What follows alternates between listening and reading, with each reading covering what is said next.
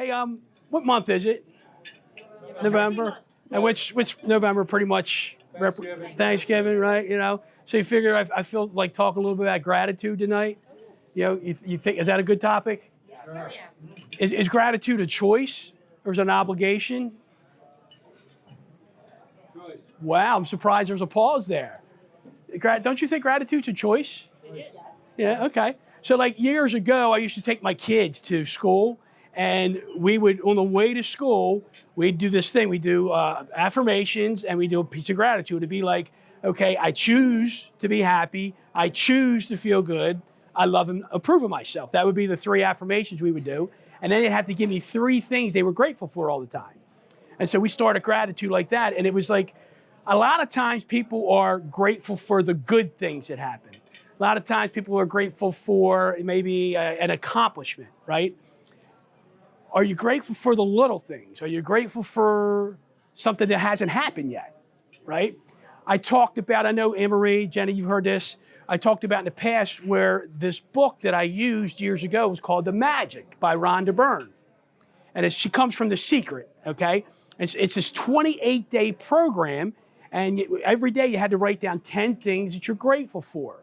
Speaking of which, does anybody do a gratitude journal? Anybody else? Gratitude journal? Jacob? We say that again? Yeah, so... Yeah, so you can grab a journal, whether you do it digitally, you can do it in a book or whatever, but it's good to have a gratitude journal because you sit there and you contemplate and you think about things that happened the day before or the day of, and you jot them down, okay? And I'll get into that in a little bit. But anyway, so it's like, so it was a 28-day program, 10 things you're grateful for every day, but each day came with its own assignment. And one of my favorites, as these guys have heard, is you would wake up one morning and the thing was, be grateful for the great news you're gonna get today. Has anybody ever woke up this morning and said, I'm grateful for the great news I'm gonna get today? Have you thought about that? Okay. Because you did the program, right? So one day, it's my day, I'm doing it, right? And I was speaking to a group of lenders, Wells Fargo, years ago, and I woke up that morning, I'm grateful for the great news I'm going to get today. So I do this presentation, they pay me, and the thing goes through. The day's, it's like 8 o'clock at night, 9 o'clock, and I'm like, I haven't heard any great news. Is it supposed to be a compliment? Is it just supposed to be hi, or you're doing good, you look good, whatever? I'm like, no news.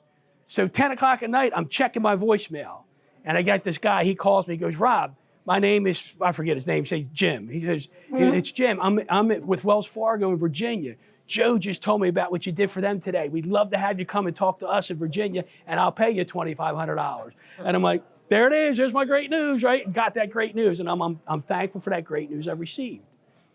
So a year later, it was the same exercise, and I wake up, I'm grateful for the good news I'm gonna get today. Days go by, it's about 1, 2 o'clock. I'm driving down Harford Road in Parkville, and my phone rings, and it's my mom.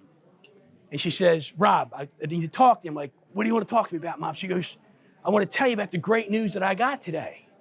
I'm like, this is cool. She's going to tell me about some great news that I got today for me. And I said, what do you got, Mom? She goes, well, your father and I, we got a letter in the mail today, and we paid off our mortgage. We own our home. 50 years later, they own a home for the first time ever. That's great news, right? It's not my own personal selfish news, but it's great news for somebody else. So have you ever been grateful for somebody else's good fortune? Or because what happens sometimes, somebody might have a success and you say you're great, you're happy for them, but there might be a little bit of envy. There might be a little bit of jealousy. There might be a little bit, why didn't that happen for me? But are you truly and sincerely grateful and happy for that person? So that's the great news. Are you grateful for the little things that come your way in life? Do you recognize the little things that come in your life? Has anybody ever been out in public and you saw a penny on the ground and you looked around? Is anybody looking? Is anybody looking? And you take your foot, you drag it over, and you pick it up. Nobody's looking. You put it in your pocket. Has anybody ever done that? Just pick it up. I pick it up now. But why would you kind of inconspicuously cover that penny up? Because why? You want somebody else to get it, maybe. Why? Don't feel deserving of it, maybe? Maybe not feel deserving. What else? There's another reason. You don't want people to see you picking up a penny, you penny pincher, right? Right? But what happens with that is if I see a penny on the ground, that's abundance. That's abundance. So I pick a penny up and I'm like, thank God for the abundance I've received today. It's a penny. I remember being at the gym at the Holiday Spa and there'd be pennies in the locker room. I'd look around and I'd slide it under the bench and I'd sit down, I'd pick it up, put it in my pocket. Thank you for the abundance. But now I just do it openly. So when you're walking around, if you're looking for problems, you're going to find problems. If you're looking for treasures, you will find treasures. And it's not always monetarily. You will find it. So I'm telling my wife this story one night. We're driving down the road. I'm telling her this story. And we pull into the gas station. I get out of the car to pump gas, and I look down, and there's a quarter on the ground. I'm like, what were we just talking about? She goes about finding money on the ground. I'm like, check this out. Here's a quarter, right? Thank you for the abundance I received today. From the gas station, we go over to JCPenney's, and we're doing the shopping, and I hate shopping, and we're doing the shopping spree. We're checking out, and puts the stuff on the counter. I look down on the ground. I'm like, there's 2 quarters. I'm like, this is not happening the same day, right? And I'm telling this story to my wife. So are you grateful for the little things? These are just pennies and nickels and dimes, but guess what? They all add up, right? Are you grateful for the challenges that come your way? A lot of us, we run from challenges. We run from adversity because we don't want to deal with it. But when a challenge comes your way, we talked about this a little bit before, like when you change the way you look at things, the things you look at change. So when a challenge comes your way, do you see it as like a woe is me or, oh my God, I got to do this? You're like, man, this is great. This is a gift. This is a gift. And do you see it as a gift or do you see it as a negative thing? How do you see it, right? So I'm going to tell a story about Dina real quick. We had a client. We had a client one day. He sends us email. It was a lead at the time. He sends us this long dissertation. Remember? So it's this long dissertation. I want this. I'm looking for this in a reel. I want this. And I'm telling you, it was like this long. And then he goes, oh, we got a real winner here, right? And this is going to be a tough one. This is going to be a challenge. And I looked at Dina. I said, Dina, he just gave us a gift. He told us how he wanted us to serve him. So as much of a challenge it might seem to be, it was a gift. And I was grateful for that. And what ended up happening? One of my favorite people. I love him. He moved to Ohio, and we were just texting over the weekend. One of her favorite people. I went out on a listing point one time. I did not get the listing. And I'm like, man, that sucks. I didn't get that listing, right? When I don't get a listing or a client, I always ask the question, is there something I could have done better to earn your business or to earn your trust? I'm always looking to learn. And the lady, she sent this I left her a message because she didn't answer when I called, and she sent this email.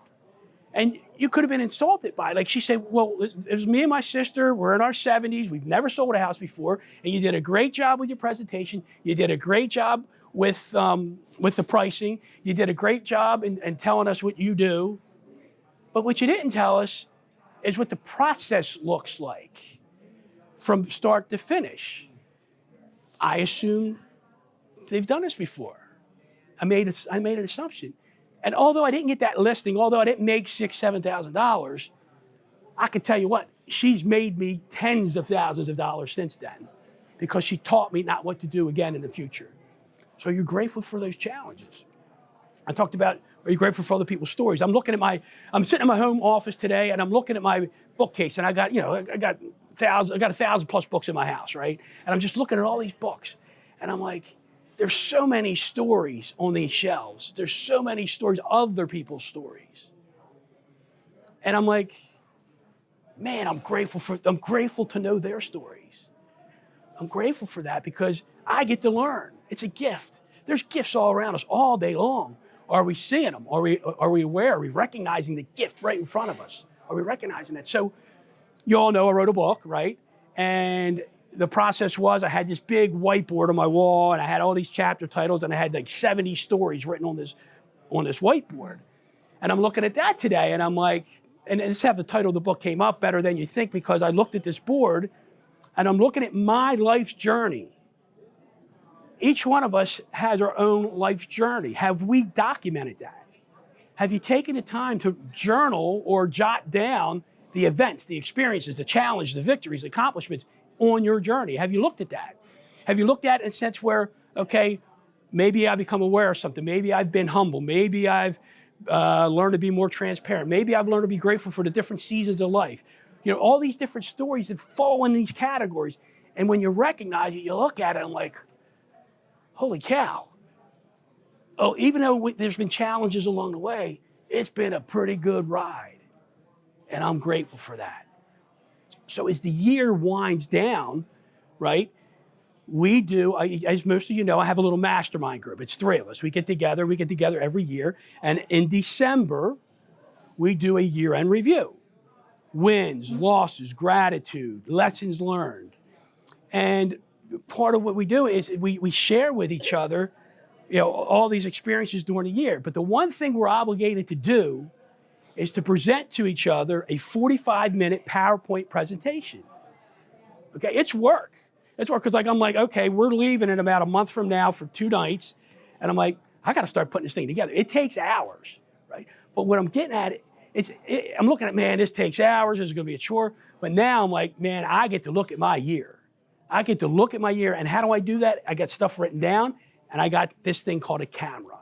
It's our phone. And I look at the pictures. So I organize the pictures on my phone in different categories, whether it's nature, whether kids' sports, whether it's events, family things, parties, whatever. And so I go down and I log all this stuff in. And then at the end of the year, I put a presentation together. And it's my story on the screen for the year. Have you ever taken the time to do that? Document your year. And if you document your year after year after year after year, you documented your life. So I've been doing this since 2011, 12, and I got a PowerPoint presentation for every year since then. And it's the coolest thing just to look back and you can see how life has progressed for you. And you can see the challenges, you can see the wins, the losses, but it's a beautiful thing. So this is all about, it's a month of gratitude, right? And there's this girl in Utah.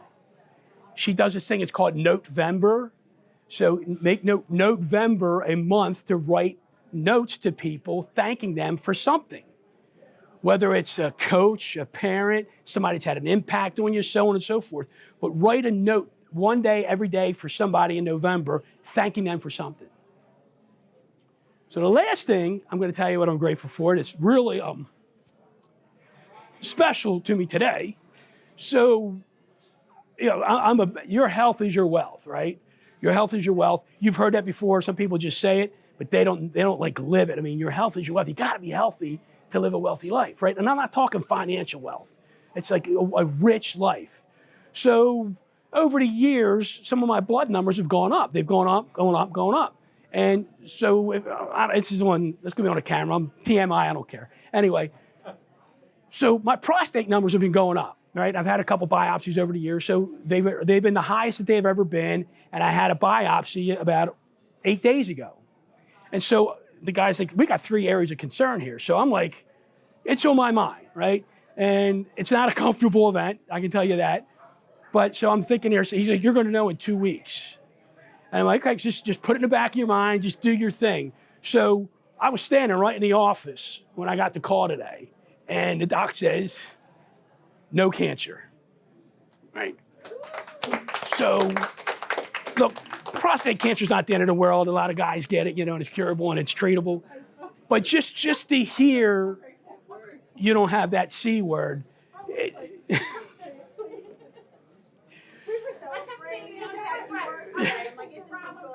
Yeah.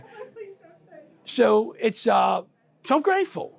I'm grateful. I got a great doctor. I'm grateful for the medical technology. I'm grateful for all that stuff that allows you to find out these things. So I said, Doc, what can I do? What can I do to avoid this, to stay healthy? He goes, Rob, there's really nothing. There's nothing that leads to prostate cancer, except for one thing, I believe. This is my own opinion. Stress is the silent killer. It's the silent killer. And I'm like, oh, that's BS. I can plow through this, I can plow through that, and I can plow through this. And I've been thinking about it. What are all the things in my life that I've experienced stress, and what does it lead to? So I don't know any health nuts here, but we know what cortisol is. So cortisol is a, what would you call it?